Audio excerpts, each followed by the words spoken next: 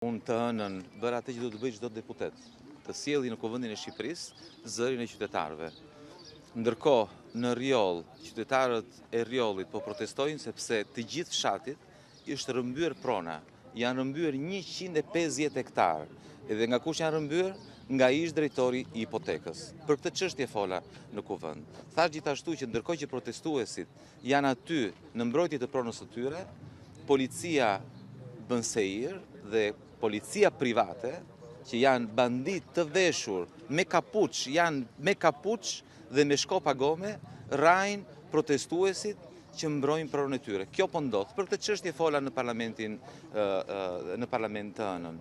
Nuk fyeva njeri, nuk shava njeri, nuk shtyva njeri, nuk ofendova njeri. Fola thjesht për këtë çështje.